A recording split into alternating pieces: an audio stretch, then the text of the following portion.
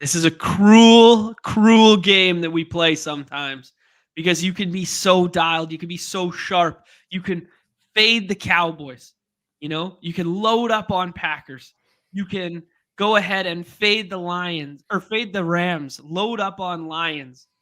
And you know what?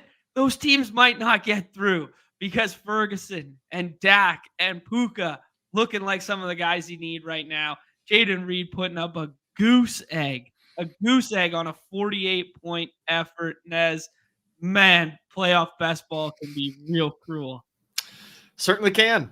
Certainly can. I am not thrilled with the early results, and I don't expect them to get much better for your boy after tonight.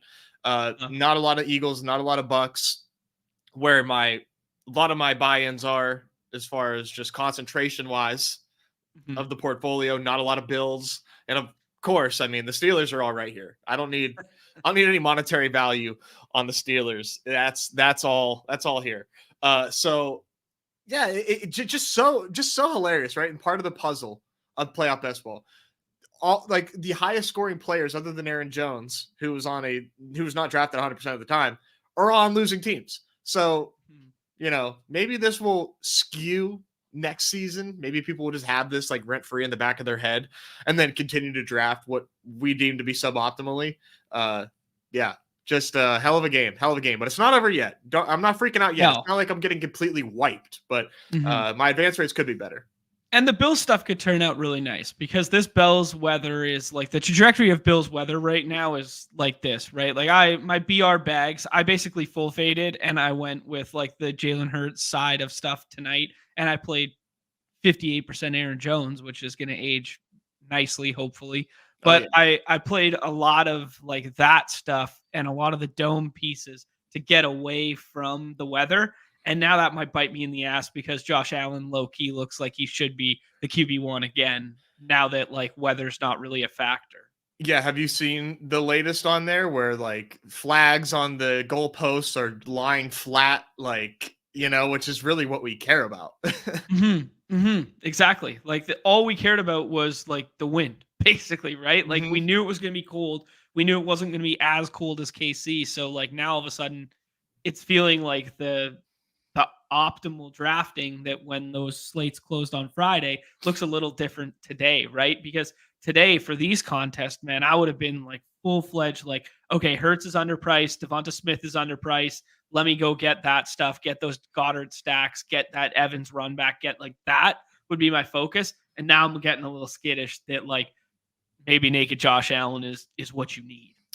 Yeah, at least those guys I still think have like similar range of outcomes regardless. And well, this isn't to your point, but I mean there is a little bit of rain but we don't care about that. That's not what we care about here. We're smart and we trust that all we care about is rain. It should be fun games regardless. Like I'm basically detached from these outcomes at this point. I'm just like I'm just these games. Not all of them have been close, but they have been awesome, and I have enjoyed watching these games. Yeah, they've been good. The Miami one, I don't know. Like I really wanted them to put up more of a fight, but maybe that's just more of a tip of the hat to how good that Kansas City defense actually is. Like thankfully, the elements kind of gave that like an attention factor. Where like I wanted to watch because it was so goddamn cold. But you're right, that one definitely was like not like a great game. Yeah. I ended up doing, I don't know, I sent the guys, Rungood Rick's asking about what I ended up doing. I think I ended up doing 8 of the Gauntlet 2s after our Friday stream before the weekend there. And I actually didn't do any of the Miami stuff. I did Houston plus Packers plus Rams, and I did Kansas City from the first round and faded everyone else in the first round, pushed Mahomes up to third. I did 3 of those, I think. So I did three Kansas Cities where they were full Kansas Cities, and one other Kansas City that was like 3, and then 2 of the bye week San Fran guys, and then both, like all 3 of them had Aaron Jones on them because I did put the Packers stuff in there as like the backstack contrarian NFC backstack stuff. So yeah, I got there. I just didn't get there with the Miami stuff. Yeah, that Packers, man. Jordan Love, like if you didn't know, now you know. Cause man, oh man, that was so much fun. That's exactly what I was hoping to see from the kid yesterday. Yeah. Was what Yeah, we that was got. I very mean, impressive, and you were all over that, man. You were all over that. I mean, it was such a not low run out that like for our pick'em stuff that we did on Friday, that we did all that. We were all over it, and then it was Jaden Reed who doesn't even have a catch in the ball game, right? Like yeah, just you give unfortunate. you show yourself the score and you're like, oh Yeah. my god, like Jaden Reed, like let's go, wheels up, and then he's Yeah. nowhere to be seen. Even Christian Watson had a better day than Jaden Reed. Like, what the hell? So Yeah. that's like another thing, right? Like I had a lot of the Packers, which I was like, yes, and then it's like all just Jaden Reed littered throughout. And Yeah. yeah, man, it just a lot of duds, but still I, fun I football.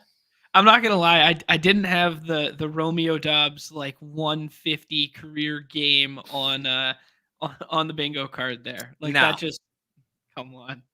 unreal, man, just unreal. Yeah. Johnny Basketball, dude, playoff Lenny. I thought playoff Lenny was incoming. Playoff Lenny's still on the practice squad right now. I was looking at like the transaction stuff, and they called up Andy Isabella and AJ Klein, I think, from the practice squad, and not Lenny. But yeah, I don't know. Like I was anticipating Lenny being a factor tonight, but it looks like Latavius, Ty Johnson, and James Cook as of right now. So Hmm. very interesting. I wonder if Newbie is there suggested. like a, oh, sorry, I'm just going to ponder if there's a deadline on these promotions from practice to active. Yeah, I Like yeah. I we're mean, like we NBA is talked way about, more we're in the straight. dark on this. Yeah, NBA is more straightforward on that. I think if you ask like the sicko football bros, they would know better than us that hey, yeah, it's 3 p.m. Eastern or whatever. But like, I don't definitively know. Yeah, I'm not grinding practice squad promotion rules. Yeah, that's true. That's true. Showdown king shit. Cody Main's got us covered on that one. Yeah, I might have to slide in his DMs. Yeah. Newbie suggested new contest up there. I don't know which one he's referring to. We'll get to the lobbies in half a second here. And yeah, Kev, thank you. Yes, please hit that thumbs up on your way in the door, please, and thank you.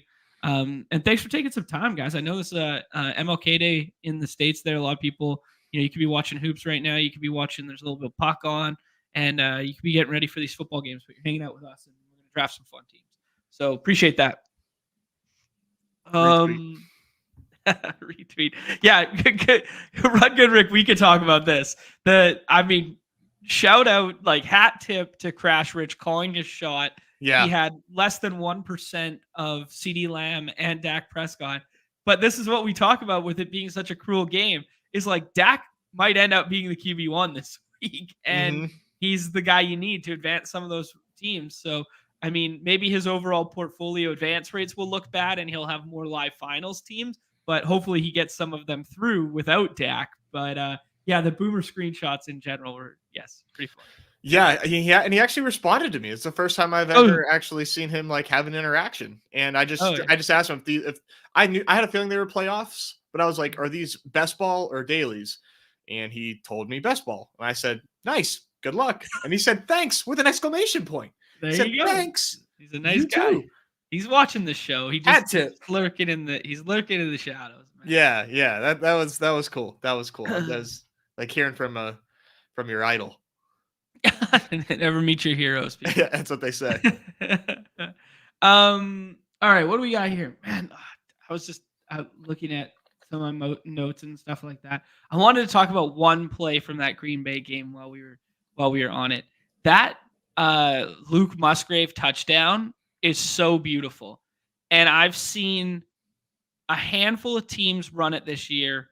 And that tight end throwback where they come to the left side of the line, they trap, and then he runs to like the wide open right-hand corner, crossbody throw, whatever. So beautiful. We've seen Laporta score that way. We've seen him score that way. I think we've seen George Kittle score that way once this year. And it's just, man, it's just picturesque, beautiful coaching when that shit works. I love that so much. Yeah, tight ends, man. These young tight ends emerging, coming out. Yeah, it's actually going to create a really interesting landscape next year for BBM. Like just we see all these young guys smashing, and like this might be like the next wave of it. And then what that does to, some of the old regime that we thought were good, that's going to be sitting there like Kyle Pitts, maybe falling like a rock or whatever, something like that. Or are we going to start over evaluating the future incoming classes because this one has been so good?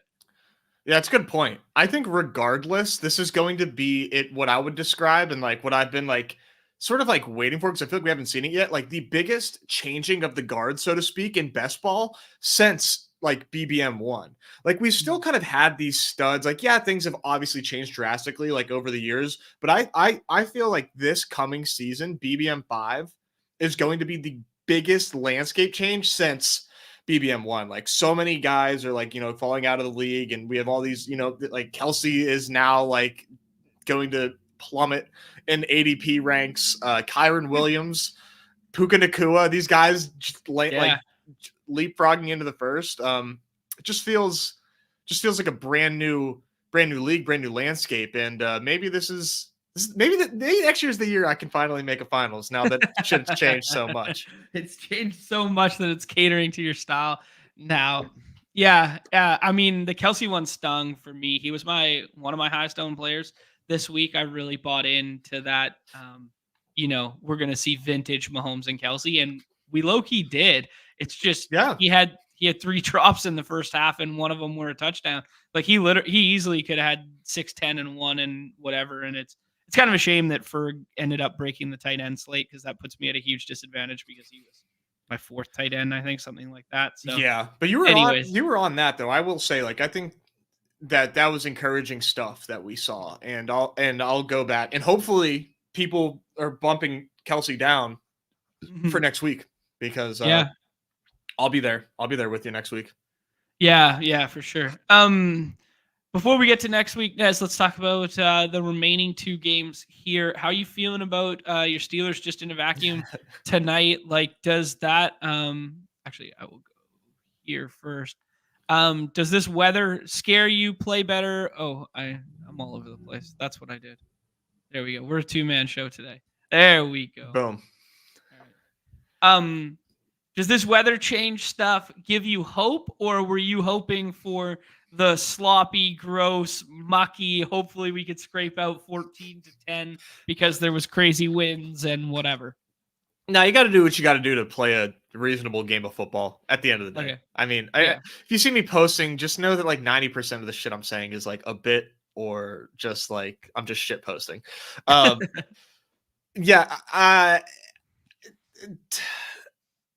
Do I think they have a chance to actually win the game? Yes. I legitimately think they have a chance to win this game. Okay. Do I think that they will? Of course not. But I'm rooting for them, and I think that they have a chance to win. Now, I think that it's far more likely that the Bills like blow the goddamn doors off the Steelers, and I'm surprised that given the weather change, given the postponement, that this spread is not larger. Bills are kind of coming into form. Defense has been playing better. They've won 10 of their last 11, I think. And they're the complete opposite end of the spectrum of the Eagles. Right. And the Steelers are coming in without TJ Watt, which like makes such a big difference. Makes a huge difference. Only thing you can say is that like the Steelers are kind of sort of finding their footing offensively. And the way that they win this game, I think, is like Josh Allen makes critical mistakes, and that translates to a score on the defensive side, not just a turnover and then leading to 3 points. Like they will probably need a defensive score, and the Steelers, take advantage of that turnover, and then they end up running the ball effectively, which I think they can do.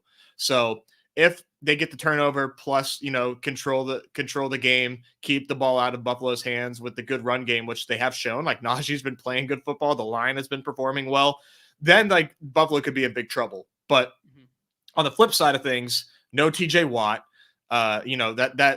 that's such a big deal, and Buffalo could end up smashing now with this weather going in their favor. So there's that. Okay, before I go further, let me just my couple of nuggets that I got on this one is do you know who Mason Rudolph's number 1 target leader has been since he's been the starting quarterback? Well, I would say George Pickens, but Deontay, he didn't have any targets last week, so So Deontay and George Pickens are tied with the exact same amount of targets. There's one player that has more on their team, and it's Jalen Warren. And Jalen Warren goes in the 5th round of all our drafts tonight. And if you project them as being able to pass because there's less wind right now and they're 10-point dogs, I like me a little trailing script Jalen Warren right now. I think that's a pretty sharp one to get to. yeah, it makes a lot of sense. We'll get into the landscape of the slate itself, but Mhm. it makes a lot of sense in Josh Allen runbacks. Yeah, and then it also makes a lot of sense to me when you get froze out at quarterback to fall back on a skinny stack of just Mason and him Hmm. because Yeah, it's and not try to force any of the receivers. Makes yeah, sense. and it's a little bit more contrarian and yeah, I don't know. But hey, take my contrarian shit with a grain of salt because your boy had a beautiful lineup at the top last night with all the right pieces, with the exception that he had to throw Jameson Williams in there to scroll the F down. So that was not the sharpest move by your boy. Another one as Mika Fitzpatrick's back as well. So that's gonna be pretty huge for that secondary just in general. And then obviously no Gabe Davis on the Bills side, and we're expecting no Lenny Fournette on the Bills side. So could find your way to some Latavius Murray at the goal line. Some I don't know. I think it makes James Cook look better. I was a little sour on James Cook earlier this week, and now I Hmm. might be caught with my pants down a little bit because I was bullish on these other running backs. Their utilization was trending in the right direction, and his was Yeah, trending in the wrong. And now it looks like Brady might just throw that out the window and do what he did as soon as he took over as offensive coordinator and just went heavy James Cook. we might end up seeing like what could end up coming to fruition was, in hindsight, seeing that maybe all of this like negative James Cook usage was like pseudo rest. And now it's playoff time. And like, hey, James Cook is our best running back. He's our most talented running back. You get ready to learn 70% snap share, buddy. It's Right. it's it's your time, which would, Yeah. be be monstrous, right? If it's 70% James Cook snap share today, oh baby, Yeah. he can put up 20 points. Like Does that make very him RB1 for you on this slate if like on we paint that thesis? I think so. Uh-huh. He has I mean, I say that, but like I think maybe actually Silver Shod White, but Mhm. right behind him is James Okay. Cook. Like I'm reading these tea leaves heavily, even if I'm reading them incorrectly. I am seeing this as wheels up for James Cook. He Mhm. has such a wide range of outcomes, and having other fellow backs off the field is obviously very bullish. I like that. Couple good notes in the chat here. Yes, I do feel this that Josh Allen will make at least one critical mistake. That will be the TSN turning point here. But Steve with the note that hey, the Bills aren't great versus pass catching running backs. That plays into the narrative we were saying. And Paul suggesting here just play the two running backs together. I did that a little bit on yesterday's 4-game slate where I was doing Montgomery and Gibbs together and doing it off a Puka one. We'll see if it ends up doing all right. Montgomery didn't score as high as you would like for that to get home, and Aaron Jones Loki broke the slate, but Hmm. could find its way to a cash or something like that. And Best Ball Bob, yeah, like as of right now, he has not been called up, so don't definitively say yes or no, but yeah, he has not been called up. Yo, TSN turning point. You know it, GA. That's a classic Canadian puck term, baby. Anyways, um, what do we think? Anything else you want to say about that game, just in general? I think we kind of hit that. Weather's not as bad as it once was. Do you have a lean on the wide receivers? They called up Andy Isabella. He's been up once this year. Played in week 12, I believe it was. He played like 12% of snaps. Uh, Probably doesn't factor in a playoff game. They probably run more two tight end sets, stuff like that. Maybe getting some two tight end Bills builds might be in play here. I don't know if I'll do that much, but I am falling back on Dawson Knox like a Okay. ton in these drafts, Okay. in these Monday only drafts. No, nothing much else to say other than obviously like Diggs is in play.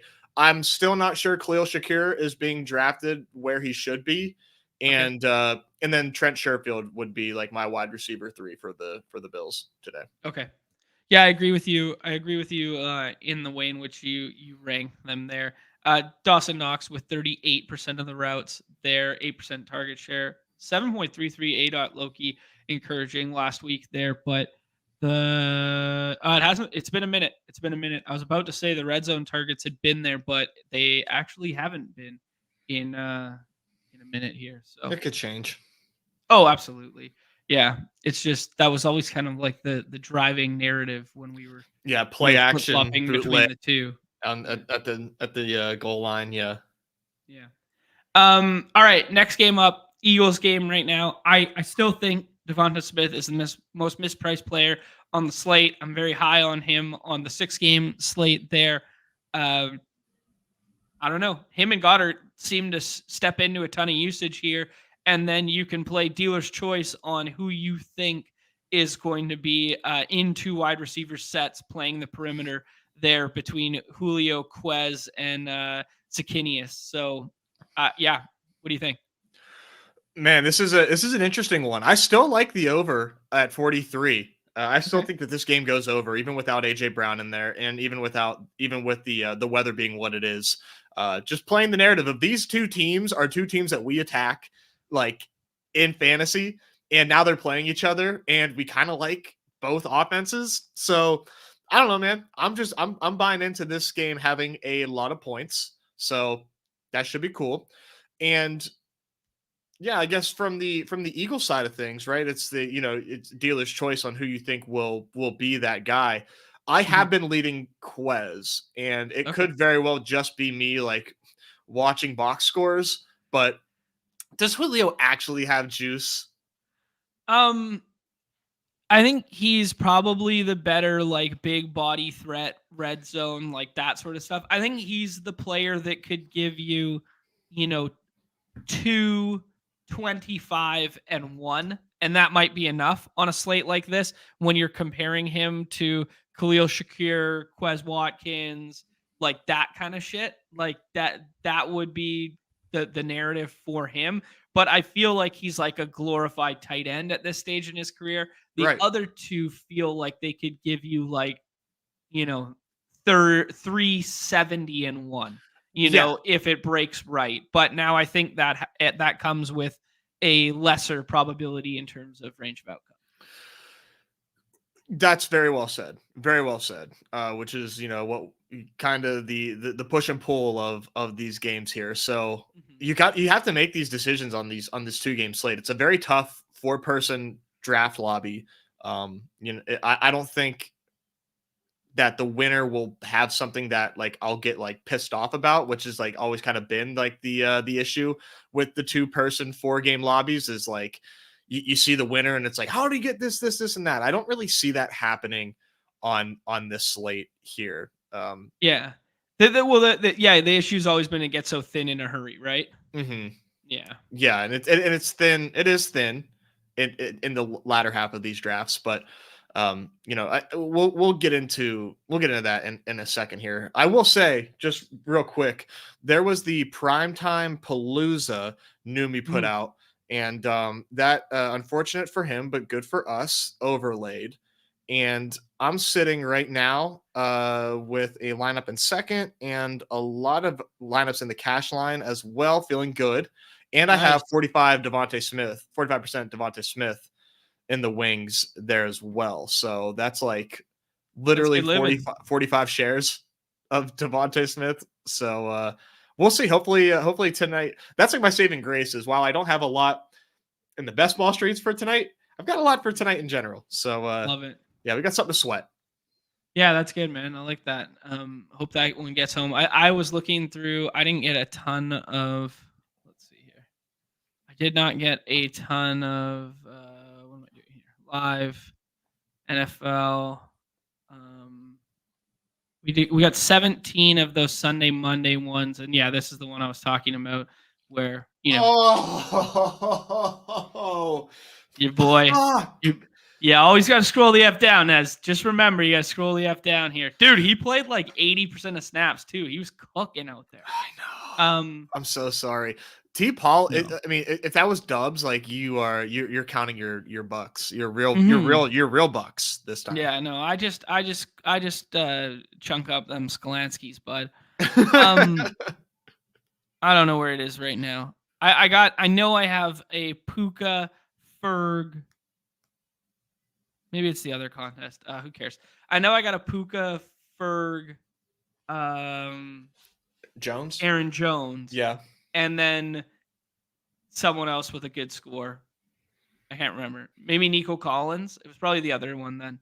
Probably Nico Collins, and then I got Hertz with Devonta stacked with it. So Okay. that one's feeling like we might get a little closing line right now. Yeah, that's a good question, man. How worried are we about Baker's health right now? Because that was the last thing we haven't hit on. I just got excited when you talked about the contest. The Bucks side of the ball on that one. We know that like, hey, run game is kind of scary against the Eagles, but I don't know. Rashad White catches the football so much. I'm pretty happy to pair him with Baker as a contrarian way to stack that. Baker doubles feel good, man. They feel as good as they could against the pass funnel like the Eagles here. But are we concerned that Baker's Q tag, the ribs situation, the fact that they haven't scored an offensive touchdown in 2 weeks, does this shit scare you, Nez? Do I think that his health concerns are real? Yes. Am I scared? Hell no, baby. Hell no. We're aping into the Bucks against the Eagles. Like I really quite truthfully couldn't care less about what happened in the last 2 weeks with the Bucks. I think you can attribute it to Baker injury or what have you. Uh, Yep. but man, I don't think that these Eagles are going to miraculously get their shit together for this game. Uh, Okay. I just don't see how. If they win, maybe they have a good game plan, but I don't know, man. This should be a really fun one. I'm Okay. really hyped. I'm really hyped for this game. Okay. Reminder that Mike Evans led all receiving touchdowns this year. I think he had like 13 of them, something like that. And as we alluded to on one of our previous shows, he just narrowly missed one last week. He had a couple drops in the end zone. Like that number could have easily been like 16, something like that. That Baker Evans thing, just don't get caught with your pants down in these lobbies, eating the Mason Rudolph over and over and over again. I would prioritize Baker as QB 2 and or 3 off the board there, depending on your feelings on him. More so than the field's doing right now, because I think there's a lot of sharp people right now that are just willing to punt both tight end and quarterback in these 2 game slates, like just as like a macro strategy. And I'm not sure this is the slate for it, because I think there could be some real separating scores getting home. Could very well happen. Mhm. Separating scores. I think it's worth having some of these type of builds in your portfolio, regardless. But Oh, for sure. you're right. Like I think on the whole, I don't want that to be the majority of my teams. All right, cool. Anything else you want to say, ADP, whatever, or should we go ahead and Monday only here, hop in a draft? I think we kind of both feel similarly that Devonta Smith and Dallas Goedert feel like the 2 most mispriced pieces. Yeah, Goddard. I'm like up in the air on if Goddard is mispriced or not, because I think Okay. Kincaid has a very similar range of outcomes. Okay. But Devontae Smith, I think, is definitely mispriced. Yeah, I tend to agree there. We didn't say anything about Swift. We see Jalen Warren, his projection thrust up way higher than Najee, but the rooms in which I've been in, I see those two get flipped or whatever. Any leverage to playing Pittsburgh through the air? I'd say there's a little less leverage when 4 quarterbacks get drafted. If these were 3-person lobbies, I think there'd be some heavy leverage in going to the Pittsburgh side of stuff and like double stacks like that. But I'm not sure that leverage is so heavy, because the players are going to be scattered throughout these teams so significantly when they're 4-person lobbies.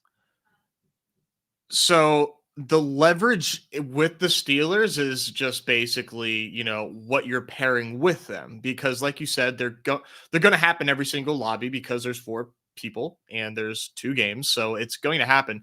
So what do you do to kind of get different with the Steeler stuff, aka when you draft Mason Rudolph?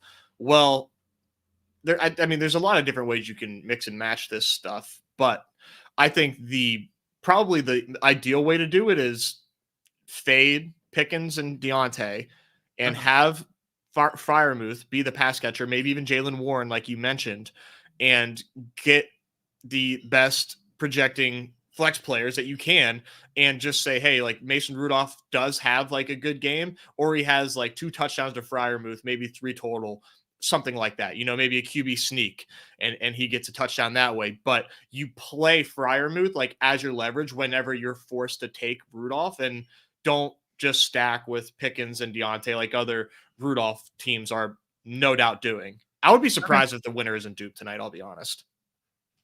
Yeah, yeah, I would be surprised too, just because it's so rare that we see that, right? Because you literally have to hit the effective nuts.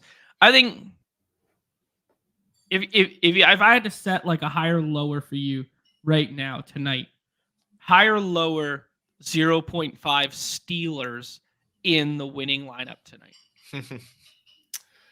I'm gonna say that's a good projection there Yeah, by it's like because Underdog. because you could go ahead and like, yeah, I mean, you could just go ahead and like we saw it last night is kind of what I'm thinking is like, one game went nuke, right? They were both indoor games. They were both super good game environments. But if we had a 2-game slate for yesterday, like what's the optimal? Well, it's everything from the one game and then Puka from the other, right? That's Yeah, it. I might need a spice on that. If you give me 1.25x, I'll take the higher. If you give me a spice, if it's even even payout, I'm gonna say lower on the 0.5 Steeler, but Okay. I won't be shocked. I won't be shocked if it happens. I mean, Okay, so yeah. who do you think the most likely? So if we build with that in mind, who do we think the most likely Steeler to be in the winning lineup would be? In my opinion, Najee Harris. Okay. So it would be like he's priced down, he falls a little bit in a draft room. You load up 2 wide receivers or something like that and quarterback early, and you get like 4th or 5th round Najee. Yeah, Okay. something like that. Yeah. I think I tend to agree with you. I think I like the Jalen Warren break glass in case of emergency, Warren to Rudolph stack more, but Yeah, that's only if I get froze out at quarterback. Other than that, I think you're right there. I mean, there's a case that you could also say Mason Rudolph, where he puts up 16 points and you don't have a quarterback break the slate, and naked Mason Rudolph wins because you just stack all the other good skill position players. Ooh, but dude, you just gave me chills. I feel like you just called something there because like we Numila's bringing up the 2 years ago Thanksgiving slate whenever like Mac Jones broke the slate. Like it could be this slate's Right. Mac Jones where you need to jam in the best plays and none of the quarterbacks separate like you just laid out. That is 100% in play, which is why I think having some Mason Rudolph in your portfolio is probably a good idea. Okay. Yeah, I like it. All right, let's hop in here. Do you want to do mini or let's Whatever do you want the to get in. Whatever you want to get in. $10 tickles my fancy more than 5. The other one there I just saw. I'm gonna go back to the lobby for a second. I guess it's just a typo. It's a 6-person drafts here. Numi, if you're watching. Okay, yeah, they're 4-person as well. I was thinking LOL. maybe there was a chance that the mini one was also was threes because I hadn't been in there yet. That would have been interesting to see one contest be 4 and one contest be 3. Yeah, might be time. I mean, you never know. It just depends on how these things fill, but they are going to fill pretty fast. I mean, I still need to get my victory formation in. I need to get in my remaining third and shorts. I've got 2 of those in there. Yeah, it's a fun one. It's a What's good one. the maybe I'll do the victory formation right after this one so I make sure I get it in. That's the single entry. Yep. Yeah, $20 $20. single. Nice. Yeah, a lot of fun contests up for sure. So Who has been your 101, 102s, etc. Nez? well, I started off doing the mini with like Mike Evans as the 101 and Rashad White as the 102, and Okay. I've got like 80% Mason Rudolph because of that.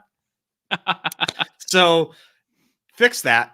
Now Yeah. I am inclined to respect the rooms and at least do Josh Allen, Jalen Hurts as 1 and 2. But if you wanted to do Jalen Hurts, Josh Allen, I would understand. But I've been playing the quarterback, the ADP game, pseudo ADP game, and going quarterback at 102. Okay. Yeah, I like Jalen Hurts here. I mean, I like Jalen Hurts in general. Today, this weekend, this whatever. That's kind of been one of the things I've been on. So why stop now, right? Yeah, exactly. And sometimes you can get Devontae to come back. So, Shh, don't say oh wow, it. 4 games, so many players to choose from. Don't mush our lobby. Interesting to see there the Mike Evans plus James Cook. Brett Boyd goes with the Baker Mayfield to make sure he doesn't get froze out there. Now, do we like the Devonta stack here more, or do we think we can push it with a recreational here? We could do Devonta and Goddard and go double stack. Yeah, I think I would go Devontae here. Not to make too many assumptions about our rec player here, but I can see him. Dude, his name's Jay Sharp. He's obviously fucking sharp. Yeah, look, he goes Pickens. Yeah. Dude There knows you his go. shit. All right. I like Dallas Goddard here. Yep, definitely. I guess I will talk about it in 1 second here. All right. Absolute Philly GM to start this thing off. Yeah, I would expect Godwin there. And I would probably see, I think Shakir is probably one of these next 2 picks. Probably Najee.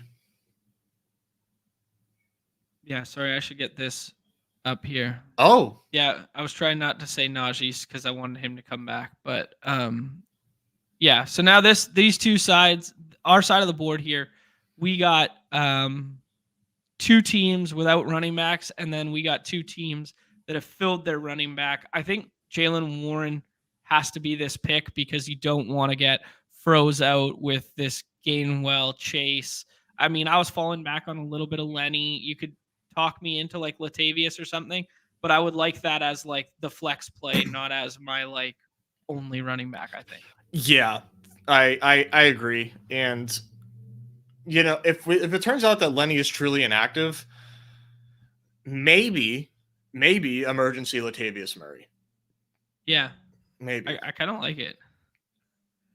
All right. Like, I don't really care which one it is of those 2 players. I just want a little bit of that role. This is where I think gets interesting. I think Khalil Shakur's in a higher tier than everybody else here, but I could be twisted into Freiermuth or Kate Otten and making it 2 tight end. Yeah, I'm Shakir here, but Okay. I think Freiermuth is like next up. Like if he were somehow Brett Boyd doesn't take him, I would probably say let's go 2 tight end. Okay. But Yeah, I yeah, was looking at some of the splits since Mason Rudolph. I mean, he only has 7 targets in the Mason Rudolph games.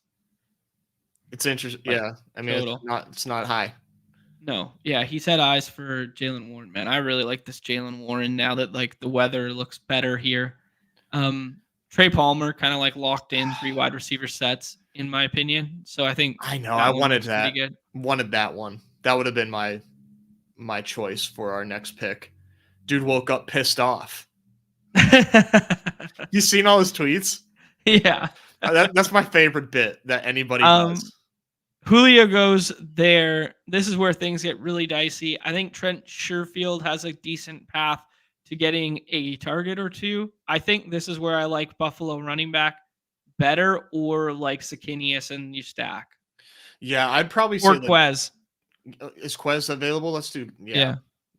I'm Quez here. I think. Okay. It's so thin, but yeah, I mean, in this last round, fuck, we can't even see it now. In that last round, like, it's It's so hard to like. We're looking for like 5 or 6 points, man. Yeah, like is the winner? I guess like higher, lower, lowest score Yep. in the winner's lineup, like you said, like 6.5, higher, lower, lowest scoring player in the winning lineup. Lower. Yeah. Probably. I mean, like you just look at the totals of the games for these ones comparative to yesterday and stuff. You go 38.5. One's a 10-point favorite over there. Then you go 43 on the other side. I know we like the higher there, but I mean, you just see the misty rain. You see the wind kick up a little bit. All of a sudden, unless someone rolls like a crazy GM because someone takes Latavius Murray in the third round or whatever. I mean, 4 points from Trey Palmer, 3 points from Quez Watkins, from Julio Jones, from whomever could be the optimal tonight because you just need that one skinny stack definitively. Yeah, I think you're on the head there with that. I don't see this victory formation, dude. Oh, you probably got to refresh. Oh, there it is. Hiding. Okay. Single entry, $20, one max entry. It's 1K for first, but it's not like it's not what's it called? The chip check. It's not like the heat check, right? No, it's like a flat payout, 10K in prizes.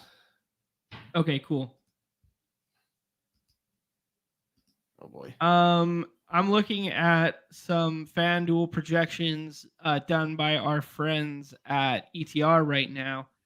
And yeah, Ty Johnson moving up a little bit for them. Okay. Right now as like kind of like the favorite as the second Buffalo running back. Also, Trey Palmer with we're talking fractions of points here, people. But Trey Palmer 5.3, and then Cade Otton and Freiermuth 5.2 and 5.1, and then Julio beneath that. So at this moment in time, it appears they like Trey Palmer over the dart throws from the Eagles that we were suggesting. Yeah, I would 100% agree with that. Do they have Ty Johnson over Latavius? Yeah, I believe so. Okay. They have Latavius at 2.4. So again, but this is just speaking to like the ambiguity of the slate, right? As should we do it again? Jalen Hurts here? Probably. Yeah, it's my one bullet. We're gonna build the same team. Yeah, yeah, you got to take the best. It's kind of unfortunate. It's kind of unfortunate that we. It's always a bummer. The same draft slot there. One that I'd be interested in looking in at would be like if Deontay Hardy gets like some snaps, he's going completely undrafted out here. Like if he works over Sherfield or something like that. Ooh, that came back quick. Yeah, that was rapid fire back to us here. We basically have the exact same decision. Are we going to go with the Devonta stack here? Yeah, let's see what this guy takes along with his Diggs pick. And then we can maybe do something different on at pick 10 if you so want to. Andrew takes Diggs nice. and Goddard. You have so to. We don't get Goddard back. Does this one feel like Chris Godwin to us? I think so. I mean, we know his usage has gone up, and we like attacking the Eagles, so probably the best ceiling case for us in this lineup. Okay, yeah, good floor ceiling combo too. Mm-hmm. Yeah, the reason I kind of like my mind went there too is on this right hand side of the board, he took 2 running backs at the hop here, and I think it'd be hard pressed for Cam to double click both Steelers running backs. So we're gonna get one Steelers running back at 15. Good call. Yeah, let's see what this does. Old John Boy, he sees the board, man. He knows what's up. Dude, not just one of these auto drafters out here just taking whatever's at the top of the queue. No, John sees the field. I'm scooping it. Like a game manager out here in the draft streets. Quez legacy game. Yeah, we'll take a look at the pick'em lobby for Monday night right after this. I don't know if how I don't know if you guys saw on the old tweet machine that I fired it out right before there. Your boy got the Stafford free square home last night with the redacted lower. No way. Yeah, that's the He even had combo a you good fantasy needed. point game. Yeah, you just take them. The redacted lower on rushing yards. Should have been doing it all year, guys. Ooh, okay. So here we go. We get both Steelers running backs back. We get froze out at tight end, which means this is probably going to be a Cade Otton team, I guess. Maybe a Dawson Knox if we want to get a little contrarian. Najee? I think so. Okay. And I would not be opposed to Jalen Warren either, but yeah, the thing is, like, Andrew can't let a running back go here. You would think. Yeah.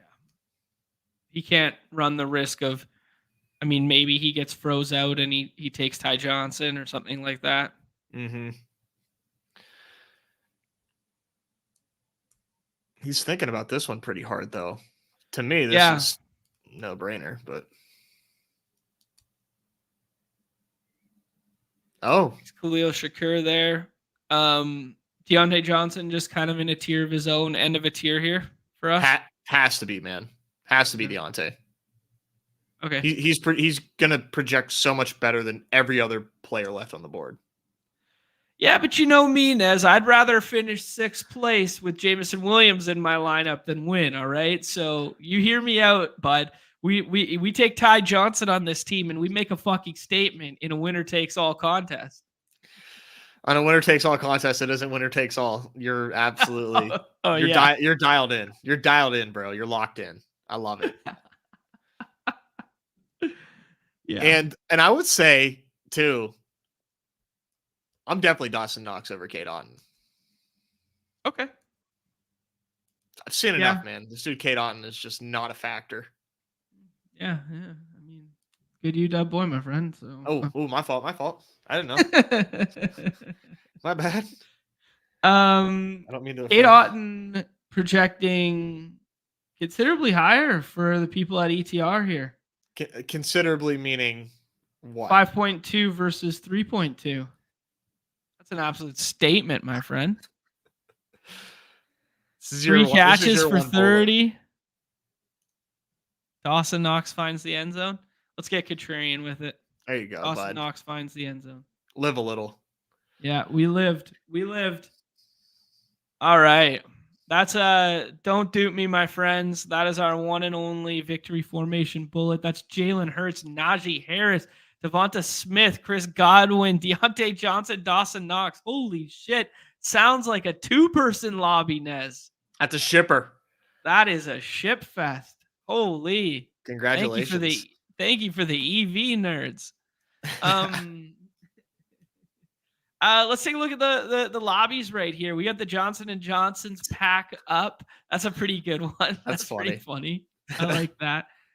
Mason Rudolph, if you could spice me up to below the 1.5 passing TDs, that'd be great. Wow. 9.45 fantasy points. Wow. That's disrespectful. That is disrespectful, man. That's crazy. I think if we're gonna do something that's like game environment, I think we like the Philly and the Bucks game more, right? Definitely. Okay. Hey man, spicy on the dude, reception. Spicy on the recept. Oh, that caught my eye. Yeah, that's getting that's getting rugged. You need to build this with the quickness. Don't even put it in there. Man. Don't even set off the alarms. Yeah, Neumy, stay in your lane here. Don't you do a damn thing. Start flooding your Pick'ems people with Slack notifications so they get distracted.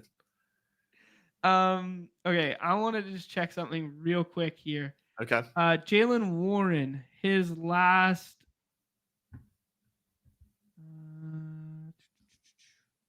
Okay, Jalen Warren since week 11, 3 receptions, 1 reception, 4, 5, 5, 4, 5. Let's spice it up, my friend. Hurry up. Trailing script, 10-point dogs.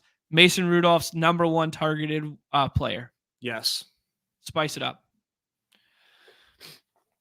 I'm playing along at home because I'm worried that by the time that we submit this, it's going to be gone. That is fair. I would not touch that Pat Fryermuth 3.5. I think James Cook rushing attempts. What do you think? 15.5? I like it right now with no Lenny getting the call. Yeah. And I think we should play it. Dude, I kind of like this Latavius Murray 8.5 rushing yards. I don't know. Is that a as trap? higher? Dude, is that a trap? Like they think Latavius is still, or they think like Lenny still got a chance to play. Like they're not giving us a Ty Johnson one. That's They what think they're it's Ty waiting for, I Johnson. think. Oh no, here you go. Ty Johnson, 13.5. Whoa. Huh. Yeah, is right. Yeah. All right. Dude, if you trust the pick'em lobbies, like I trust the pick'em lobbies, like that means Ty Johnson should be getting drafted in the 6th round of quite a few of these melees right now, and he's kind of going untouched. Yeah, that's a good point. Dawson Knox 1.5 receptions. Big game Dawson. I'm sold. I kind of like that, man. Mm-hmm. More 2 tight end sets, less wide receivers on the field for them to utilize. Like, let's do it. Yeah. I like that. And then I think we like Hurts plus Devonta. Yeah, the Hurts projections like aren't anything too bad. 222 passing yards. I want to look at the Tampa side real quick. For Baker, it's 236. 67.5 receiving yards for Mike Evans, 53.5 receiving yards for Chris Godwin. Let me check this Rivals tab real quick, too. Okay.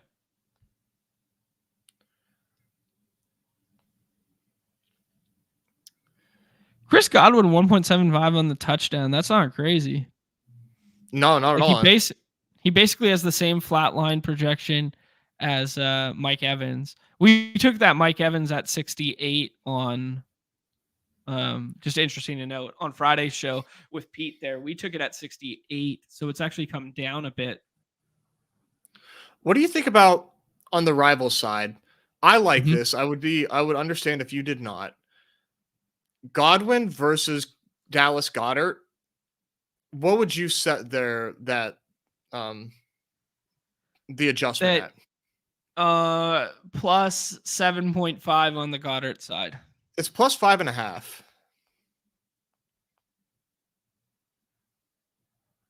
Yeah, I mean, it seems reasonable. It seems fair. I don't like. Do you jump up and down at a side there? I don't know that I jump up and down, but I love Goddard in that. Like, I feel like the situation, like obviously the situation for Goddard looks great, and I just think that maybe that's being a little double. I think that's like double counted in that, you know. It wasn't like 3 weeks ago where Goddard and Mike Evans had like the same receiving yards projection, and we were like, why is that? And then Godwin came out, and did his damn thing. Right. Yeah. I know what you mean. Let me see. I'm looking at Goddard's A-dot just out of curiosity. Wow, 11.5 last week. Yeah, I mean, for the season, 5.4. It's been pretty low. Yeah, 5.48 for the season. That was the only game the last 2 weeks where it spiked above 7. I don't know if that's a trend or just happenstance. We have a spice on Shakir receptions. How many? 2.5? 3.5. I don't love it with the Knox 1.5. Yeah. Like, that feels negatively correlated, but it feels game script correlated, but negatively correlated in that we're asking 2 guys who are potentially filling not the same role, but like similar vacancy with the targets. Mm-hmm. Yeah, I agree. I agree with you. Like if Gabe Davis is playing tonight, what's Gabe Davis's receiving pick'em projection? 2.5. Yeah, that's what I mean. Yeah, I feel similarly. I still like. I like the shout out anomalies. I think that's a pretty good projection to play.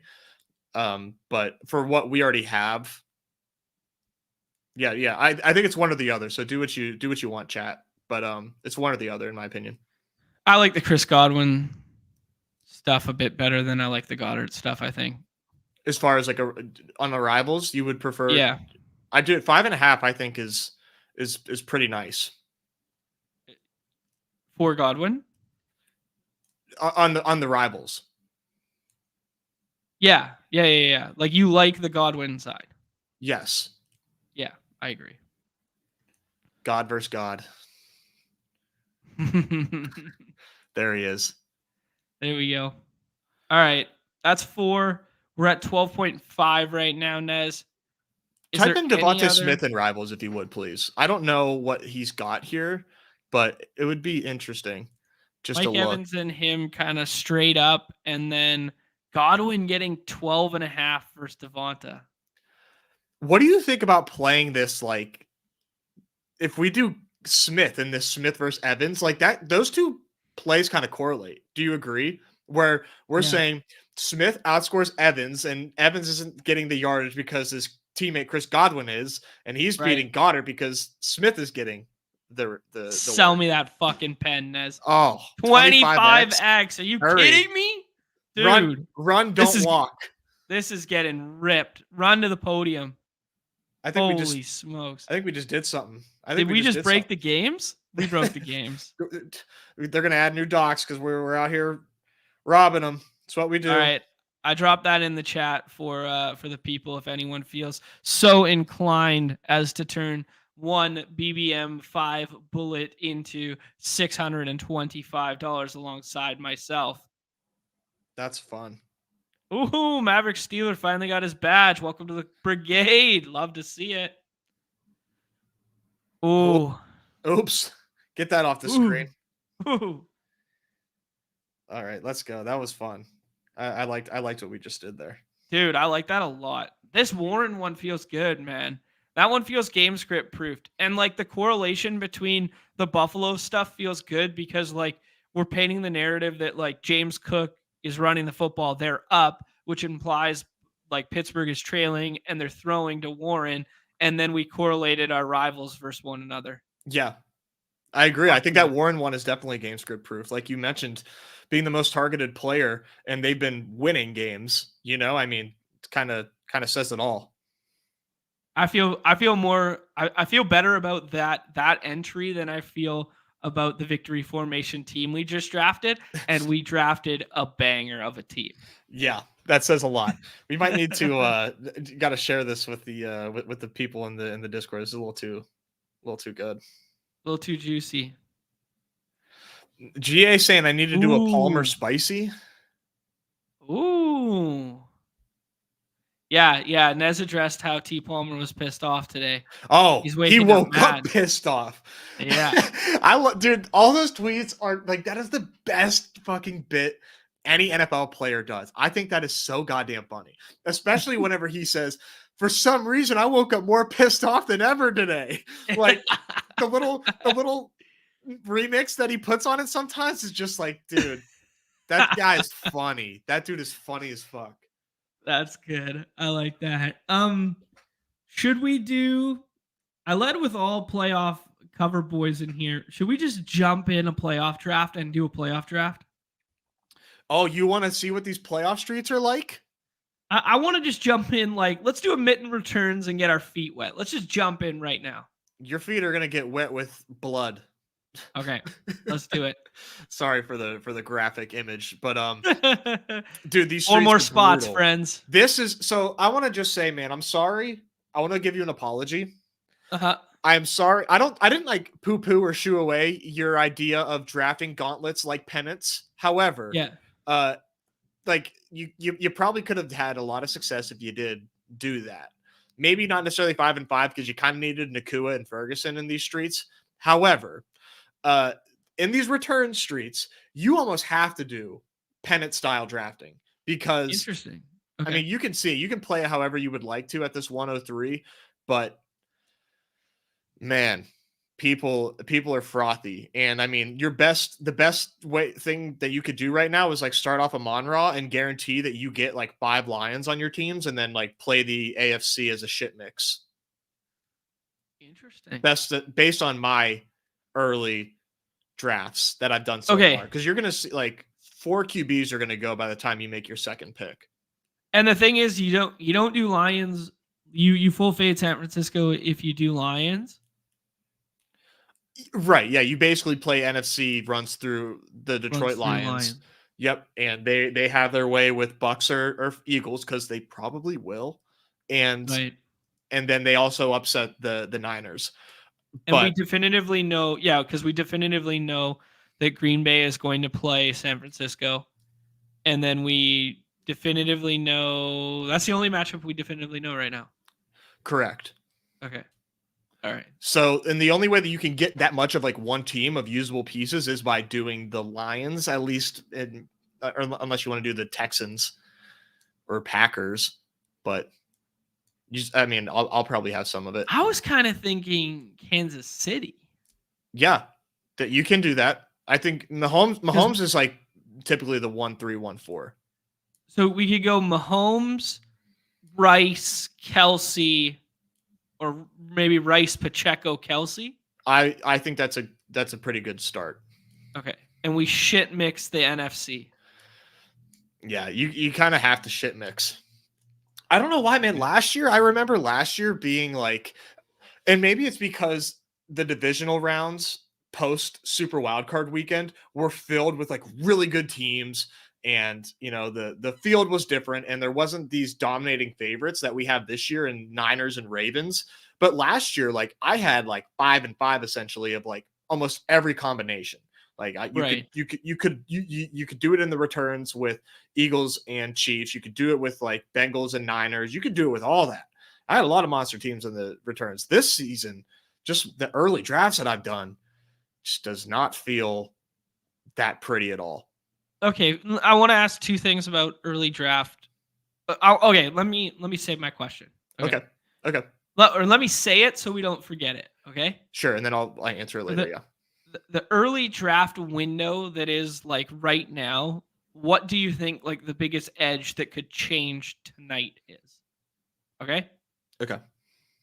That and then what has already existed that might shape the contest that's 12% full right now, like Cowboys going every draft, blah blah blah, just because I wasn't in the streets, so I'd like to know. Okay, Carlos, pennant style drafting is a reference to the playoff baseball contest where you basically just built 5 and 5 onslaught teams of like any merit because anyone could score points. Okay, Nez, circling back not to the question, but who we're going to pick here. Do we take Amon-Ra here and deviate? I think I think it's Amon-Ra or Pacheco. Let's do it. Let's see what this looks like. This is a $5 experiment. Let's see if we can do this because we were talking about maybe building Detroit from the jump. Mm-hmm. Maybe we can do this hybrid KC and Detroit here. I mean, maybe, Copper Price is at the end here. He started Lamar, so he's probably sweating that Flowers Gus bus. The source, maybe he does AFC because he did CMC. He does Stephon Diggs. As somebody, fuck. The hell, man. As somebody with a lot of Gus Edwards, do you think Gus Edwards is a good pick there? I think they've been using Justice Hill a lot, and buying the dip on Justice Hill is probably feels better. But so that blew up in our face because the source just decided to build out KC with CMC there instead of taking the Buffalo thing. So this is Kelsey for us, though, right? We can't deviate. Yeah. And just Okay. pray that Gibbs and or Montgomery make it back. But back to GA is gonna fuck us. Back to the original question, Nez. So I think right now, I mean, if the Eagles come out and blow the doors off of the Bucks, then people are going to be buying in, and like it's like 27-0 or something like that, where the Eagles look good, they shit on the Bucks, and then they don't really need to keep the gas down because that's not really what they have been doing this season. And like if their defense can shut down the Bucks, which I think like it might sound silly to some people, but in my opinion, it would do a lot if they could show that like whoa, like they game planned and they shut down this team that I think could put up points, then people are going to start believing in the Eagles' ability to actually get to the Super Bowl, and not a single Eagle is off the board. And they might get AJ Brown back next week, and they would play the Lions, who, if the Eagles come out, beat the shit out of the Bucks, go to Detroit, what is that line? Let's say it's 27-0 Eagles. What's the spread in Detroit? If I knew AJ Brown was playing, it'd be 2.5 Lions at home. That's not very big for a team that isn't even being drafted right now. Good shout. This is David Montgomery for us. Has to be, I think. Okay. Who projects like 1-to-1 with Gibbs as far as fantasy points and median outcome. Yeah. GA, you're excused, man. You got to do what you got to do. This is interesting here. Copper Price saying he'll have 0 CMC in returns basketball. Very interesting. Is that a portfolio hedge? Is that you actually believe the Packers? What's up with that one? I mean, I think it's like the NFC side is just impossible to build with him. AFC side, I mean, if I didn't say that. Laporta? Yes. Yeah. I can't believe he played this week. Dude. Like I can't believe he played. He scored a touchdown. He played not his full allotment of snaps. I believe I looked earlier. Like they were definitely working in like Mitchell Moore and stuff like that. And Brock Wright. Yeah. I just couldn't believe. I know. I was so shocked. That's huge for the Lions, of course. Like, goes without saying that's just like unbelievably big. This would be classified as week 19, I believe, then. Yeah. It doesn't flip to playoffs on the site I'm looking at. Yeah, okay, there you go. Laporta played 80% of snaps. Brock Wright played 41% of snaps after playing 0 for the last 3 weeks, but I think he was out. He was hurt as well. Yeah, so I mean earlier, he was doing 85, 87, 81, 90, 95, 95, 100, that sort of thing, and then he comes back and plays 80 out the gate. Wow. Very impressive. Holy shit. Crazy. Man, that Tyler Higbee one looked bad. Yeah, everybody's pretty pissed at Kirby there. For going low. Blame the rule books, in my opinion. Yeah, I kind of agree. All right. We have someone building Philly on the other side of the board, so it's probably bad to try and sneak Philly through. Yeah. We could scroll the F down at KC, McCole Hardman's air yards. We could do CEH or Rashad White and play a game of advancing.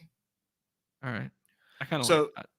It's interesting playing a game of advancing of a team that hasn't even won yet. Like it's so it's so weird. It's weird, but like, and they would cannibalize. Like I wouldn't do another Tampa Bay piece because we are playing Detroit beats the Bucks, but this is 1 out of 6. So it's a lot tougher to advance. Yeah, this is mindfuck right now. It is. Okay. We got to start thinking about the AFC here and building out some more Chiefs stuff, right? Yes. The AFC fucking sucks, man. Sky Moore up there is hilarious. Yeah. I think CEH. Yeah. Okay. I mean, this is just what else do we do? Quarterback team. If you want to play it like that, you can just. But like Goff and Mahomes, what's gonna? Are you just playing like one of these guys put up a 30-point game and then like that's 10 points better than our other QB? Yes. Or you can do Goff and then like take some emergency AFC pieces. If you do Goff and then take like Nelson Aguilar and just like fuck the Ravens drafter, you could do that. Because we have 4 Lions pieces. Honestly, dude, I think that this is like, hey, we're thin as shit right now. Let's do Goff and then like build out another Super Bowl matchup. Let's do Goff. Unless that's like a mega condom, which it is, but it is a mega condom. But I don't necessarily see a better path because the better path would just be to load Kansas City now. I think Goff is our best pick on the board right now. We have so many of his teammates. Yeah. And then we can do like I said, like I mean, unless Copper. Fuck, the Rachaad White pick looks bad now. Well, sort of. Yeah. But hey, man, Rachaad, if this plays into a shootout, I'm way more loosey goosey on what I do in 1 out of 6 advance. That's fair. Okay, so yeah, that Rachaad White could have been. I mean, no other really AFC teams went, which is like what we probably would have been pairing. Yeah, Schultz, that'd be it. Copper's watching us, so he's gonna go. I kind of fucked that up, but unless he goes Green Bay. Yeah, the problem is they went Green Bay on the other side here. GA went 3 Green Bay stacks. Yeah, it's dubs. All right, so from the AFC side, now I think we're probably looking at like a Bill, like Gabe Davis. The other thing we could do is we could put Jameson Williams here. He'll be there. Okay. Nobody wants him. A Bill? So, like, who do you think on the AFC side, other than Kansas City, like, has a chance to make the Super Bowl versus our Lions? Khalil Shakur's already gone. Hardy, Knox. Fuck, another tight end. That's thin. Ty Johnson. Fuck, we don't need a running back. I would say Gabe Davis, man. Okay, I like it. Give us that ceiling next week. Because he very well could come back next week. Yeah. I like that show. And now we're playing like, hey, if we have the Lions Bills Super Bowl, you know, you're in a pretty good cash line. Would you rather have 3 points from Dawson Knox next week or the possibility that Gabe Davis is coming back? Like, give me the ceiling. Yeah. Right? Yeah, it might not ever come to fruition, but yeah, the what we don't know greater than what we know. 100%. Okay, so then what's another? Man, this turned into a shit mix. What's another AFC team to pair? It's also kind of lame because the Bills are probably going to play KC in the next round too. Yeah. Because Houston will play Baltimore. Yeah. Fuck. Dude, I've been looking at Houston, but Houston's already gone. Yeah. Noah Brown just went on IR. Like that, you got to do what that guy did, basically. Unless you want to go Brevin Jordan or Xavier Hutchinson. No, I think it'd be Robert Woods. Okay. Justin Watson or Josh Reynolds. Josh Reynolds probably better. Good. Yeah. Okay, but I think we need. Yeah. It's tough, man. Yeah, man. This is why we did the $5 one first, because it was going to be like swimming upstream, and I hadn't done one yet. Unable to find slate. Okay. Like these are certainly fun. Yeah. Let's see here. Playoff returns. But I mean, like the one thing I will just say, like in a vacuum, when we're talking about like these playoff contests and we're talking about like, you know, players that you can go down to and whatnot, is like, man, there were really usable weeks from guys who weren't even drafted in our previous playoff contest, you know, this week. Right? Like in playoff best ball? Yeah. Like Romeo Dobbs, Dontavian Wicks, like both usable weeks, but everyone who stacked Green Bay did like Watson and Reed and Aaron Jones, you know? Or I think like, Copper took Dobbs. Like just in general? No, in this game, in this slate he did. I'm talking about before. Gotcha. So I'm saying like, what is the piece that we're not like gal braining far enough for in these ranks right now that could actually have a usable week next week. I don't think that exists once you get to the returns. Yeah. Everybody gets picked. Like, what if Trent Sherfield just has like 5 targets tonight? Or like Ty Johnson gets the goal line roll instead of Latavius and James Cook and falls in twice. Or, you know what I mean? Like, because those last picks, man, like the source took Ronnie Bell, for fuck's sake. Like that's how thin it gets. Like, let's start thinking about some of these paths, I guess. And then you layer on like what they could do in the Super Bowl. Like, I don't know. Musgrave, Quez. Oh fuck, dude. Yeah, Bro, like Copper saying, anybody with more than 3 targets on the year is getting drafted on the literally. fucking year. Yeah, that's a good shout. Right? Holy smokes, those things are crazy. Man, those are fun though. That was fun, but it's like, I said something to you guys. I think it was whether it was on the show last time or after the show. It's like, man, when you're not schooled up and you're not practicing like routinely or using like the legendary upside draft assistant for like something like this, like, man, you can get exposed in a heartbeat with these playoff contests, like when they're going fast like that. If I was doing 2 or 3 at a time, having if you don't keep up to date on the content, it's man, that comes at you quick.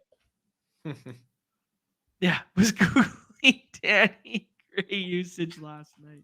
Oh my god, I love that. Yeah, that's what we were talking about off the jump there, Brett Boy. Like, just so many Cowboys teams are going to get through, and it's like, even when you're right, you're wrong sometimes in these contests, and that's the sick nature of it, right? Because I guess you just really need to have perspective. If you faded the Cowboys, like, just know that like the teams that you are getting through are just so much more valuable. You just can't, that value just isn't quantified in the app for you. Good point. Yeah, just in terms of Skolansky bucks, baby. Yeah, Skolansky bucks in your pocket, directionally accurate. Yeah, Mr. Good Boy rolling through there. All right, what do you say we did a pick 'em there? We did some football drafts. Do you want to talk briefly on the NBA? I'm not playing NBA today. Good for you. Your boy's got to take his nephews out on the ODR today. This sick. This ice is only going to last a limited amount of time up here in the Pacific Northwest. So I gotta go get a skate with the boys. Sick. This one starts at 4, 5 gamer. Big Q tag on the slate is SGA, and what you do with SGA's usage. If you project him out, you should be pushing up Chet. You should be pushing up Jalen Williams. Definitely Jalen Williams. He's been playing some good ball recently there. And then the Jimmy Buckets Q tag, the D'Angelo Russell Q tag, which is probably real because he broke a slate last night or the night before. Tuesday night, I guess it was, when LeBron was actually out. I imagine LeBron's back tonight, but that's only if SGA plays, I think. What do you think about that narrative? I think LeBron will play regardless. Okay. D'Angelo Russell, I am playing as though he is out. He got downgraded with an illness, like, as soon as we went live. Perfect. Okay, so you are pushing up Reeves in that respect because they're also without Cam Reddish, right? And they're also without somebody else.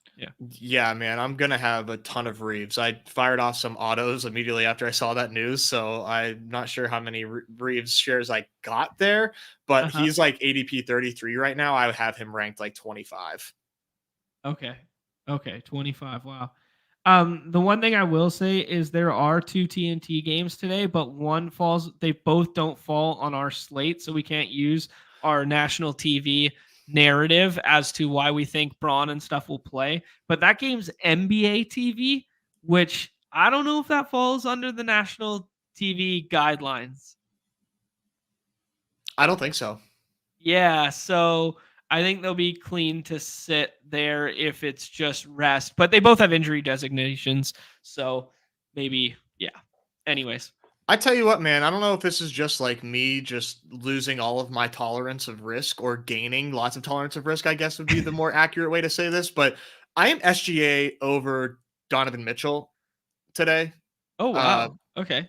Just playing this shit as though he's going to play. Because if Shai Gilgeous-Alexander plays, dude, I mean, you can end up with a fucking ton of Shea Gilgeous-Alexander. And if he plays, man, he's going to project like far and away the number 2 pick, probably splitting hairs with AD, to be quite Okay. honest. Okay. I'm, Yeah, that's I want that. yeah. You want that exploitative range of outcomes. Let's talk about the injury itself. What do you know about the injury itself, like, and the designation? Is it Sprained Fugate? knee. Okay. Don't So is love it. it?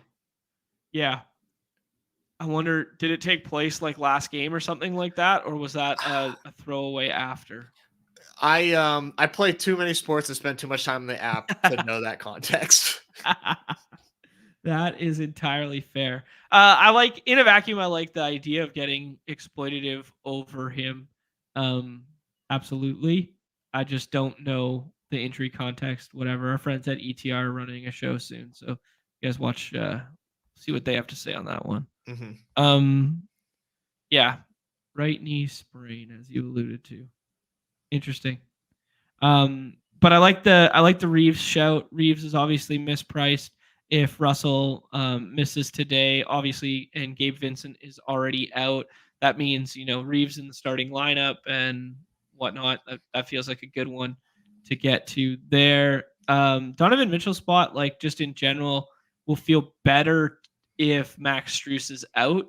I believe Strus is on the injury report as well, so that would be like my bear case to you getting over the SGA stuff. And in the rooms right now, how far has SGA been falling, Nez? And you don't know because I don't really let them fall. Okay, yeah, that's what I mean. Yeah, maybe So I we'll. have done 33 drafts and I'm at 39% SGA. So Okay, that kind of bodes into he doesn't really fall past 3, I would say, yeah, because 16 times 3, just a little quick maths there. That's yeah. yeah, just under 48% of what you would expect if he's falling to 3 routinely. Okay. Obviously, I don't have a lean on the Strus injury right now. Just know that if he doesn't go with all these other guys out, we're gonna open up a lot of usage for whether it's Levert off the bench early, or it's gonna most likely be Sam Morril draws into that starting lineup again, and this becomes a low key Sam Morril slate as well. So maybe some way you could double bubble leverage your Donovan Mitchell fade by going the SG route is you get over the field in the 6th round on one of those two as well. Yeah, definitely looking at Levert mostly, but Merrill would be pretty sneaky and low owned, but that'll likely just be like a swap for me because there's a Okay. few players that I'll be looking at swaps for. Okay, cool. Indiana, have they submitted yet? They're on the back-to-back. I think they're the only team on this slate that was. I fired up yesterday. I had a busy day yesterday, but I sat down for a minute there and fired on while I was drafting the pre-lock NFL stuff. I fired on. There was Indiana versus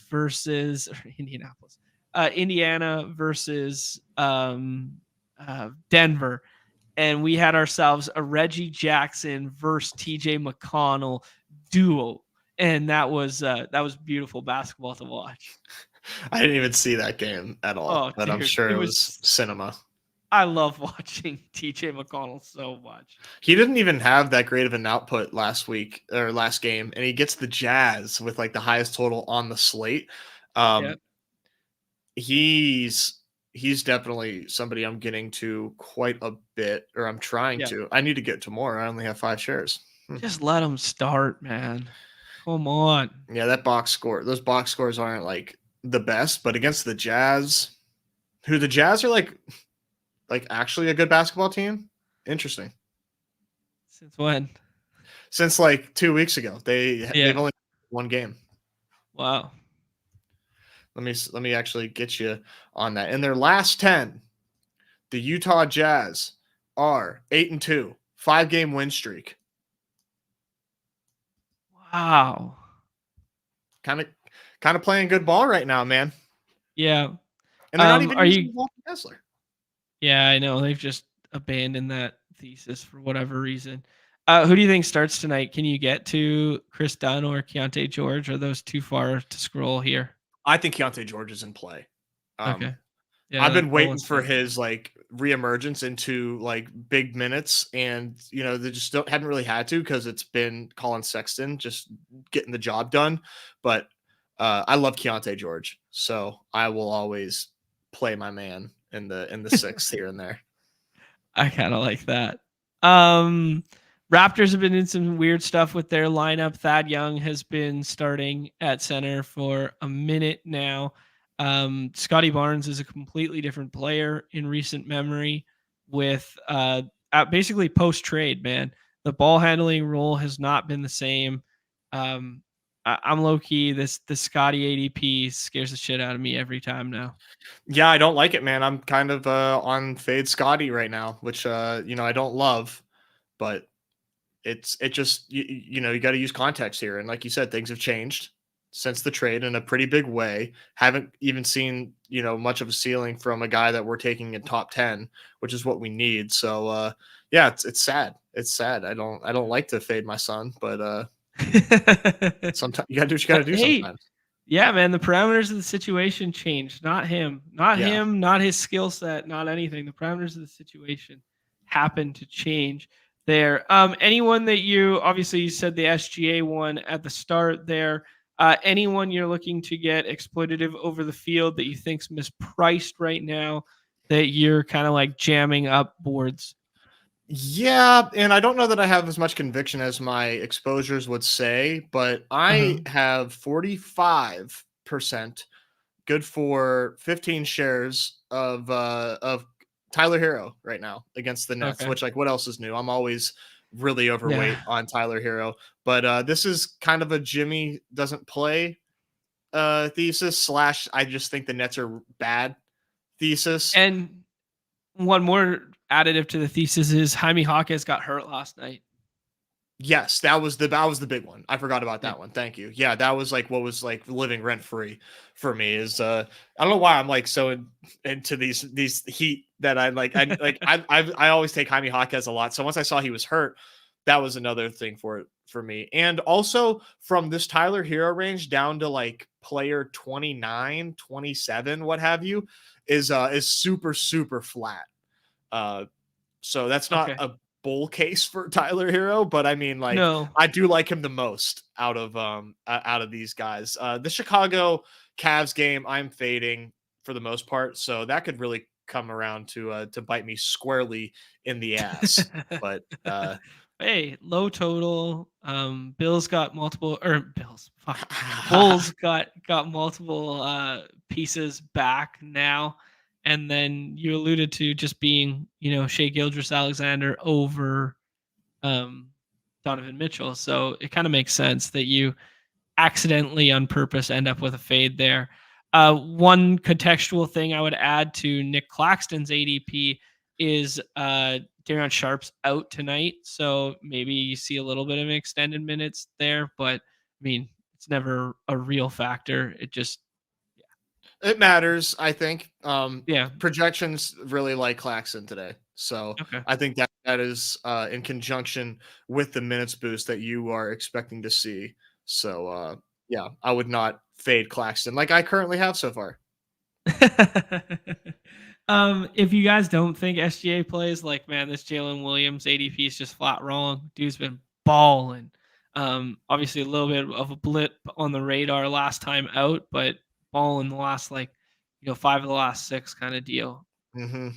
Yeah, Yeah, he's fun. my biggest takeaways right now is Austin Reeves is mispriced.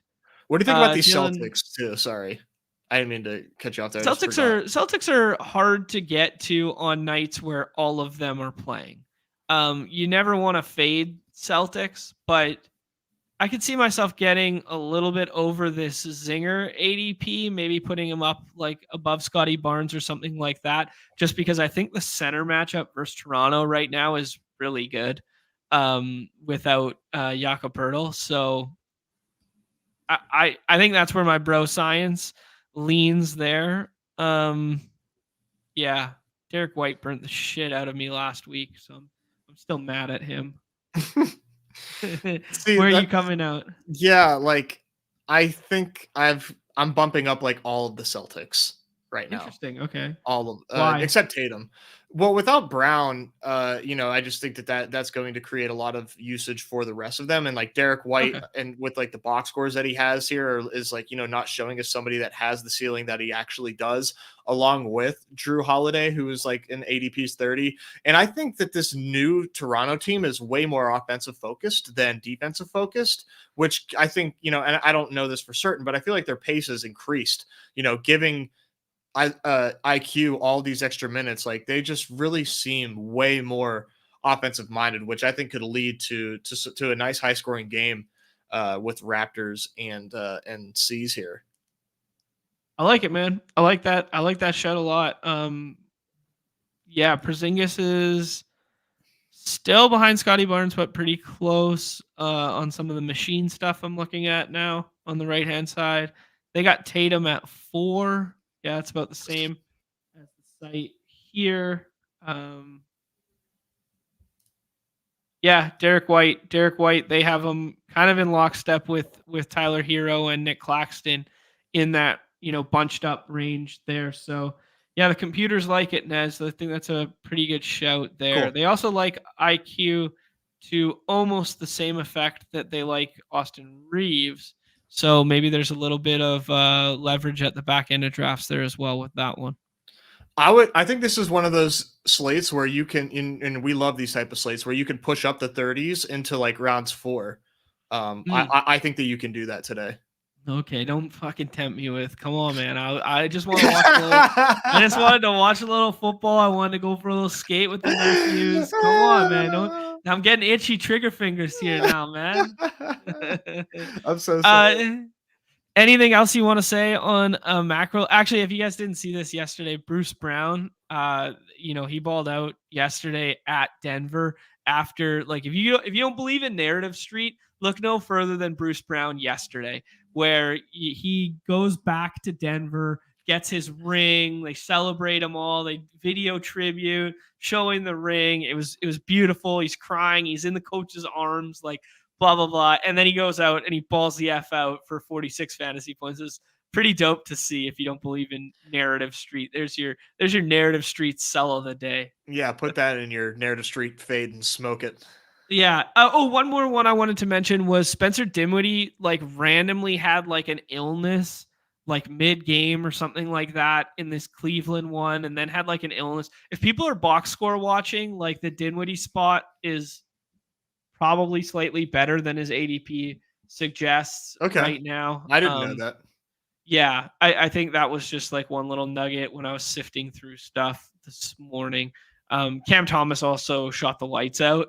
So, his box scores are always going to look worse when Cam Thomas shoots the lights out. Cam Thomas, man. That dude has done nothing but lose me money this season after everything that he and I did for each other last year.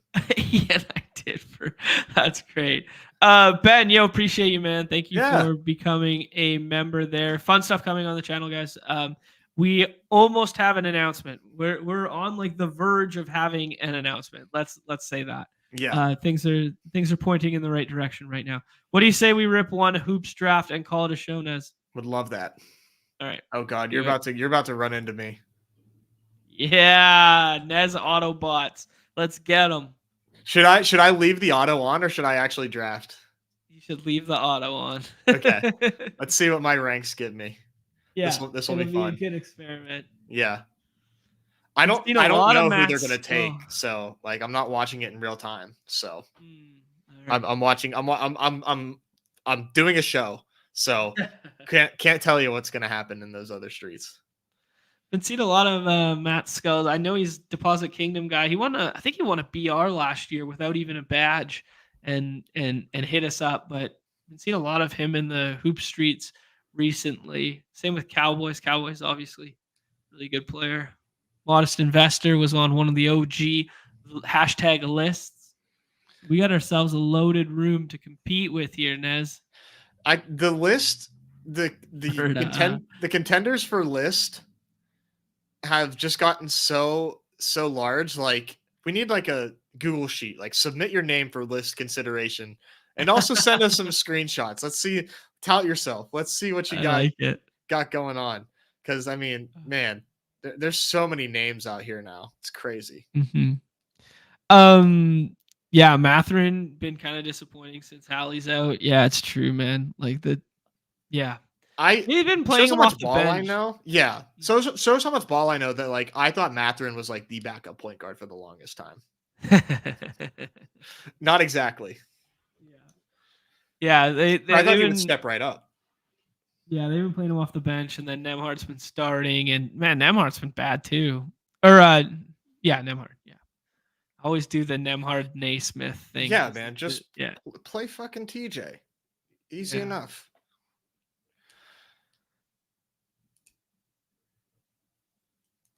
Oof. JJ. I played yesterday, but I didn't play that Ooh. many lineups. But we won $5. Let's go. Wow. I had one good one, dude. Holy shit! Who do we like? See here? the highest scoring player yesterday? LeBron. No, I didn't play yesterday. Who was the highest scoring player? Do you have any, or the second highest scoring player? Do you have any guess? Oh, I don't even know who's on the slate. To be honest. Okay, sorry. You would never guess this. I'm sorry. I don't know why I'm dragging this out. Scoot Henderson. Oh wow, 60 ball. Point Scoot, baby. I believe it was OT, but like, yeah. Holy shit! I would have if I played that at volume. He's been starting. I know. I probably would have had like at field on Scoot, but whoa, wow! They were. And yesterday was the Phantom downgrade on Giannis, and then he ends up playing. Oh, classic! Who do you like here, Jared Allen or Chet or Zinger? Jarrett or Chet or Zinger? Yeah, so all the people I named. Fuck, sorry. Okay, let's do Chet. Let's do Chet there and play. This is my single bullet, so I gotta play this like SGA's out. I gotta get some leverage on the community. Yeah, I agree. Yeah, we're playing it as LeBron plays, SGA's out. We're gonna push up Jalen Williams. Let's see what happens here. Wow, winning player last night had Jaime Jaquez in the lineup, and Jaime put up 27. That's wild, but that'll happen when you get 4 dudes that put up 50 and one that puts up 45. Trav. Shout out to you. They were really I remember the Blazers being really hurt last night, and they basically had they're still missing Ayton. Brogdon didn't play, and did Sharp play? Sharp didn't play. That was the other one. Oh, so they all didn't play, and then Scoot was just point Scoot. Yep. Okay, you took Claxton there. Thanks for falling on that knife for us. I think we're gonna take Jalen Williams and Derek White here. Yeah, go J-Dub. Just keep piling through. Like, dude, I don't even know if Mikal Bridges is in my ranks. I'm done with Mikal Bridges. I'm done with Mikal Bridges too. I'm so done with him. He's just gonna ball out one night for a random 60 ball, and everybody's just gonna wear it, and it's gonna be like, fine, good riddance, dude. Then he can go back to irrelevancy. Dude, I have 24% Mikal Bridges. What the? I don't even know if I have him in my ranks. I don't remember clicking him. It sounds like everybody else doesn't have him in their ranks. All right. So now for this team to finish on brand, Nez, I need either 2 scroll the F down guys. I need 2 favorite plays on the slate. I'm afraid that your autopilots are going to snipe me on one of them. I think the dream way to close this out would be IQ and Austin Reeves. Austin Reeves. Can you imagine? No, I was going to suggest Austin Reeves. I've got him ranked highly, as I told you, so I might even snipe him from you here. I genuinely don't know. Like, I'm actually enjoying the surprise. Sorry. I was kind of looking at these other options here. Because he is actually in the ranks. I just pushed him down big time. Oh, GA saying Caleb officially declared for the draft, so we can officially start That's having the wow. conversation of who's the 101 this year. That'll be fun. Fun debates there. Yeah, man, Pacers rotations are infuriating because like it's crazy. If they actually want to win basketball games, and they should want to win basketball games, their best player to play right now is TJ McConnell, and just fucking start him and let him play 33 minutes, but they just don't. Yeah, what a surprise. Nez's robots go ahead and snap click Austin Reeves right in front of us. We could do Giddy and just go like full all in on SGA sitting, but it's crazy thin. TJ McConnell is the most on brand pick. TJ, and then we're gonna do something. I think we should do something wild with your last pick. All right. TJ, they finally realized it's on a back-to-back. He only played 19 last night. They're like, you know what? F this, man. Jazz have been hot. We just got to start this guy. 31-year-old TJ McConnell, do some work. We've seen enough with this experimental, these soft-ass Canadian kids, Matherin and shit. We've seen enough of that. You know, we need a good, hardy boy in TJ McConnell in there. So all my right, where are we suggestion for scrolling? you is, do you think Jimmy Butler plays? And if not, then Duncan Robinson. Oh, Duncan Robinson is even fun. 40 minutes of Duncan Robinson. I don't know, 40 minutes. Holy. Dude, Like, I think I'd rather play Sam Morrell. You're Oh, shit. Oh, my God. No. It's okay. You're going to get a swap. He's not going to play. My one entry. What's my team look like? You might go to the board real quick so I Okay. don't lose. Oh, that is fucking nasty. Ew. Donovan Mitchell, way. Jared Allen, Cleveland Nick double. Claxton. Yeah. And then a little bring back with Zach LaVine, and then Austin Reeves and Jrue Holiday. Nez's robots taking down my bro science, trying to get exploitative versus SGA lineup that stinks now. Holy, my team stinks. Yeah, LeVert was the pick for us, man. LeVert was the pick there. Yeah, enjoy your Duncan Robinson swap, buddy. We were unable to find the slate you're looking for. This is an interesting thing here. New thing that's popping up on desktop. Tell Neumy to get the notes pad out there. Oh, man. Yeah, there you go. Yeah, so true. Like, Drew's like, just like, he's kind of like CP3 is to the Warriors. It's like, it keeps us from having fun with like pods and these guys, right? Yeah. Where it's like, I want to play pods. I want to play Kuminga. I want to play whatever. And then CP3 just keeps us from doing that. But yeah, anyways. You're not wrong at all.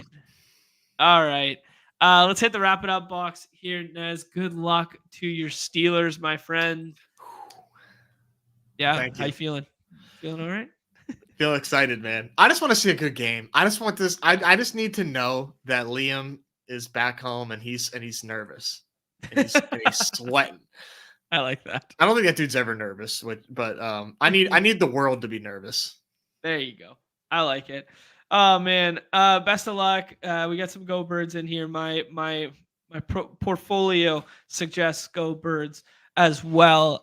Best of luck to everyone. Thank you guys for taking some time out of your MLK day. Hang out with us, draft some teams, have a little fun. Lots more fun stuff coming in the future here. There's going to be a little schedule switch up this week. Off and on the clock is Pete's going away for the weekend. I think it's going to move to Wednesday. Is that what we decided, Nez? I gotta read our DMs. Yeah, I gotta reread some stuff. But by the sounds of it, I think we're still gonna have a show, but I think it might be Wednesday, and we're gonna do kind of like something like we did last week, a hybrid of BR and playoff and pick'em and that sort of thing. So that'll be our next full show. I think will be Wednesday, and then yeah, cool. Sounds about right. All right, perfect. If you're not playing on Underdog Fantasy, go ahead and hit that sign up link in the bio below, or use promo code MLB. Get yourself 100% match deposit up to 100 USD. Mr. Goodboy knows the wrap up's coming because he is I love it. Ready to go here. All right, on behalf of Nez and myself, enjoy the games tonight. Best of luck in the hoops, and and NBA streets. There, everybody's favorite time of the show, the end. Peace.